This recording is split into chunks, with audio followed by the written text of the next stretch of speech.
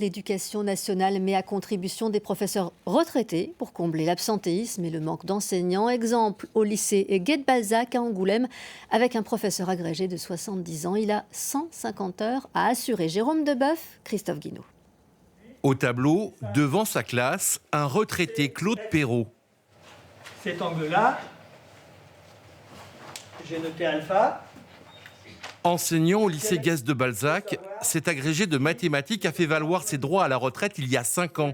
Il a été appelé à la rescousse pour assurer la continuité pédagogique en seconde et terminale, après l'arrêt maladie d'un professeur titulaire.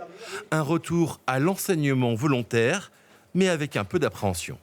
Déjà, il y a l'âge, j'ai peur des fois d'oublier des mots, de ne pas retrouver mes mots, des choses comme ça. Et puis, il y a une attente des parents, des élèves. Là, j'ai une terminale, ils veulent avoir le bac quand même.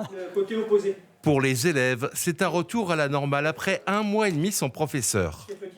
C'est un peu compliqué, surtout quand on doit changer de prof, qu'on a 2 profs par semaine et qu'il y a beaucoup de cours qui ont sauté. Du coup, c'est un peu compliqué de s'y repérer en maths. En cette période où la pandémie accentue la difficulté à trouver des professeurs, la proviseure et son adjointe sont tous les jours face à un casse-tête. La plupart des enseignants contractuels sont déjà pris. L'arrivée d'un professeur de mathématiques retraité est quelque part providentielle.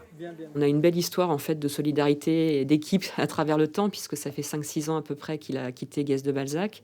Mais apprenant qu'il nous manquait quelqu'un et que nous ne parvenions pas à trouver une solution, il a choisi de retrouver ses collègues et surtout nos élèves, de leur rendre ce service-là pendant le temps qui sera requis. Le lycée Guest-de-Balzac compte une centaine d'enseignants. Actuellement, il doit s'organiser avec une absence en moyenne de 10 professeurs par jour.